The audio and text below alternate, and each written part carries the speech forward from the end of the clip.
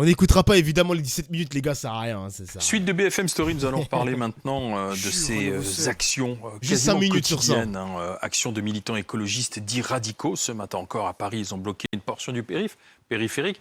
Alors, on va les passer en revue avec vous, Magali Chalet, parce qu'on a vraiment l'impression qu'aujourd'hui, ces activistes font parler d'eux tous les jours. Oui, exactement. Ne serait-ce que ce matin, vous l'avez dit, le boulevard périphérique de Paris qui a été bloqué par une dizaine de militants du collectif Dernière Rénovation. Vous les voyez ici. Idem au Royaume-Uni, où des membres de Just Stop Oil ont également bloqué l'autoroute périphérique autour de Londres, obligeant la police à interrompre le trafic. Il y a quasiment une action par jour, ne serait-ce que ce week-end. Les militants qui sont également intervenus à Madrid, dans le musée du Prado. Vous les voyez ici devant ce tableau de Goya où ils ont tagué plus 1,5 degré, l'objectif climatique, ou encore autre action aux Pays-Bas. Vous les voyez également ici à l'aéroport d'Amsterdam où ils ont empêché des jets de décoller. Et ça fait plus d'un mois que ça dure maintenant. Ces mecs-là, ils doivent avoir un gros groupe Facebook, les gars. Ils doivent se faire des giga rendez-vous sur Facebook.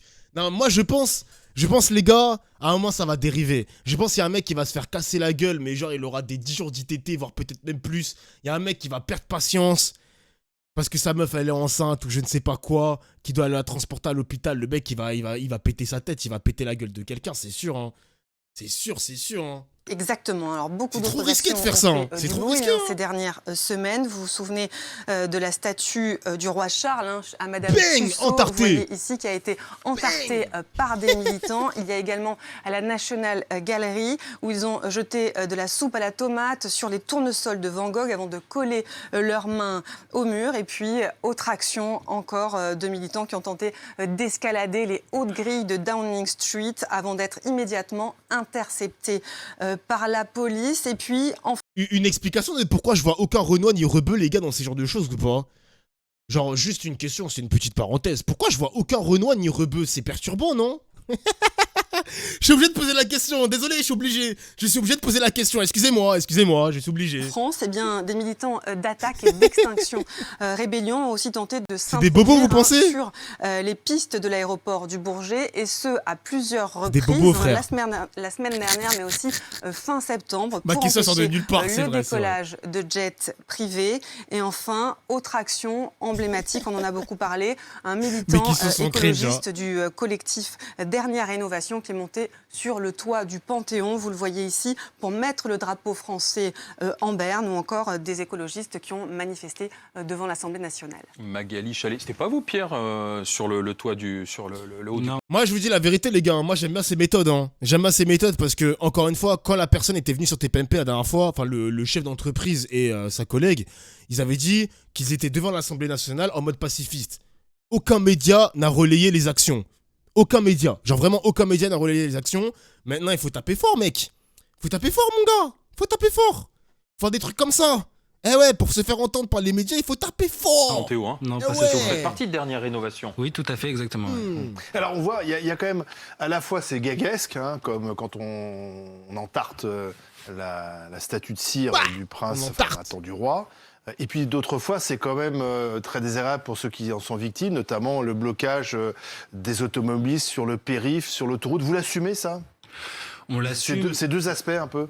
Oui, on l'assume, mais je pense qu'il n'y a pas de. L'idée, c'est qu'il y ait une perturbation dans les deux cas et d'essayer de faire parler. En fait, là, quand le rapport du GIEC, on n'en parle pas. Le journaliste, on n'en parle pas. Donc, vous pensez que si vous n'aviez pas bloqué ce matin le périph', on n'aurait pas du tout parlé de la COP27. La vérité, c'est qu'aujourd'hui, tout ça a mis le climat à la une, qu'on en parle partout. Les rapports du GIEC, on s'en souvient, l'écho que ça a eu.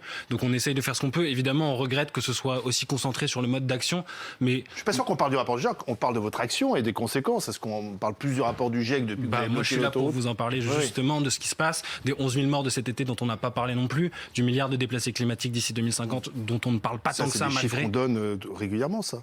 Assez peu en réalité vous pensez l'ampleur du sujet. Et ensuite moi je trouve que notre position est un peu compliquée parce que on a tout le temps l'impression d'être ramené à des enfants qui font qu'il faut qu'ils arrêtent un peu les conneries et tout ça. Mais moi la vraie sensation que j'ai, et là je vous parle de manière tout à fait sincère, c'est que j'ai l'impression de vivre dans le Truman Show et qu'en fait personne ne se rend compte de ce qui est en train de passer. Donc j'ai pas envie de créer une séquence à la Don't Look Up, mais par contre j'aimerais bien ici qu'on me dise qu'est-ce que vous faites vous en fait concrètement. Il y a la COP27 là, il y a tous les dirigeants du monde qui mais ça sont c'est monsieur ça. Oh, le journaliste il est perché, frère. il me parle de la COP27. Mais frérot, la COP27, à ce qui paraît, les Chinois ont boycotté la COP27. Biden ne s'est même pas déplacé parce qu'en ce moment, il y a les midterms aux États-Unis. Ah, c'est de la poudre de perlimpinpin. Désolé, on pourrait parler de la COP27 et on renverra. Le journaliste, avec plaisir, mais ça, c'est plus de la l'Inde aussi à rhétorique boycott. de L'Inde la COP27, aussi, et ouais. notre actualité. Concrètement, C'est ici, est-ce inutile, que la vous pensez que ça... C'est inutile la COP27? C'est pas à moi de le dire. En réalité, je pense que Greta Thunberg a une position assez claire là-dessus. Il y a d'autres militants qui ont une Est-ce que position votre là-dessus. action est plus utile Moi- que la COP27? Je vous pose la question. Plus utile, je suis pas sûr que là, si on soit dans la concurrence, moi, c'est pas une guerre d'ego. Je fais pas ça parce que ça me fait triper d'être ici avec vous. Je fais ça parce que je suis profondément alerté de ce qui se passe Vous et faites quoi, profondément. vous, alors, vous, personnellement, à part bloquer les autoroutes? On travaille à alerter, à essayer de contraindre le gouvernement. Aujourd'hui, le problème qu'on a, c'est la volonté politique. En réalité, les experts, ils sont là, ils ont sur la question de la rénovation thermique des bâtiments, vu que c'est notre sujet pour l'instant. Je vais parler de ça. Mais c'est votre combat, Les c'est experts, rénover. En fait, le combat, il est noble, donc évidemment, les passoires thermiques. Mais moi, ce que je comprends pas, il y a un truc que je comprends pas avec cette action coup de poing, c'est que le gouvernement, la semaine dernière, et d'ailleurs David Guiraud, donc, qui travaille avec LFI, la NUPES, tout ça, il a tweeté ça d'ailleurs, ils ont voté il y a pas si longtemps un budget pour la rénovation des bâtiments. Donc moi, je comprends pas pourquoi ils continuent à faire ces actions coup de poing. Le budget a été débloqué pour justement rénover ces bâtiments, et du coup, je comprends pas pourquoi ils continuent à faire ça. Ça a été voté la semaine dernière. C'est un vous premier dites pas. que- C'est un premier pas. bizarre. C'est un premier va pas. passer On se vite. dit que si on n'est même Le pas, budget si n'est pas gouvernement passé, n'est même pas dit capable de Ah faire ouais ça, c'est-à-dire que c'est vraiment la mesure la plus consensuelle. Attends, jure, il y a eu un 49-3 pour ne pas faire... Non, ça a été annulé. Arrête. Mais non. Ah, les fils de pute. Ah, les fils de pute. Eh, mais Macron, il s'en bat les couilles du climat, Macron. Il s'en bat les couilles du climat, c'est une folie, hein. Ouais, enfin, c'est pas si simple que ça. C'est des centaines de milliards d'euros Mais si on non. veut rénover tout l'immobilier français. C'est beaucoup d'argent.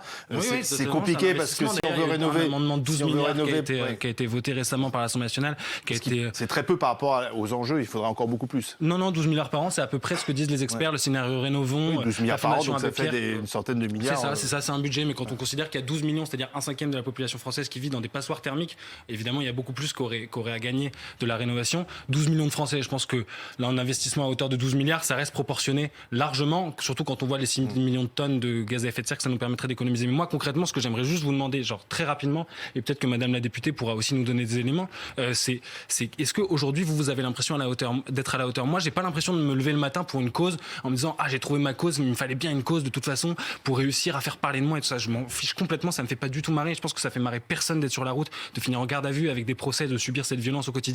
Juste, on ne sait plus quoi faire. parle bien. On ne sait sincèrement plus quoi faire. On a fait deux recours en justice qui ont abouti. Les parle COP, bien, ça fait 27 COP. On doit sans accord contraignant. C'est-à-dire que tout le monde parle en disant, bon, on fait plus ou moins ce qu'on veut et ensuite on se bat. Comment on fait? Il y a eu la convention attendez, il y a des élus. Non, mais il y a des élus il y a des écologistes, élus, il y a des ministres. Merci écologistes. beaucoup de le rappeler, merci beaucoup. Donc, Exactement, ils il y a doivent des agir. élus, il y a exactement Ils des n'agissent élus. pas suffisamment. L'Assemblée nationale a voté 3 milliards pour le train, 12 milliards pour la rénovation. C'était un énorme avancée. C'est balayé. Qu'est-ce qu'on doit faire? Sincèrement, si quelqu'un aujourd'hui a une meilleure solution, je l'invite à venir à une réunion publique de dernière évaluation, de donner ses inputs et nous on les prendra avec grand plaisir. Mais Ça fait par exemple, plaisir à la personne d'en députée arriver là. Karima Deli est avec nous, députée européenne, Europe Écologie Les Verts. Vous êtes sur la même longueur d'onde avec ces militants? Vas-y, on va pas trop écouter ce mec. Enfin, cette personne, excusez-moi. On va aller regarder le TPMP. Il a raison sur le fond, le mec. Hein. Il a raison sur le fond. En gros, toutes les personnes qui ont rejoint sa cause, donc rénovation, je sais plus comment ça s'appelle exactement, c'est des climato-anxieux, genre. Genre vraiment, ils ont peur. Ils ont peur pour la planète. Et moi, je suis désolé les gars, hein, peut-être que je me trompe. Il y a peut-être des scientifiques sur le chat, mais moi, je commence à avoir peur.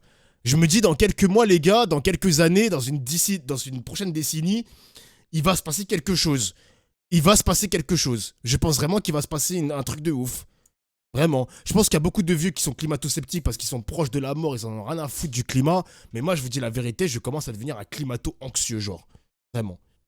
Merci Ryan pour le sub. 34 mois de sub, putain! Ah ouais. L'éco-anxiété, comme je te l'avais dit, ça découle d'un manque de perspective stratégique. Mais oui, c'est ça. Et j'ai l'impression que les Chinois et les Américains, qui polluent à la mort, ils ont les rejets de gaz à effet de serre dans l'atmosphère dans ces deux pays-là, c'est une folie. Hein. L'Inde, c'est pareil.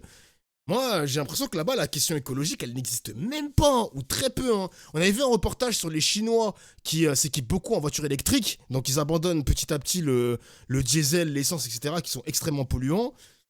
Je sais pas, J'ai l'impression que là-bas, la question écologique, ils en ont rien à foutre, vraiment. Vraiment. La vidéo du gros qui était fier de polluer en prenant le jet pour aller manger un steak. Attends, montre-moi, Ryan. C'est quoi cette vidéo, wesh? Montre-moi. Attends, je la retrouve. Ah, je vais trop voir ça. Vas-y, on va aller regarder le TPMP, les mecs. On va aller regarder ça au calme.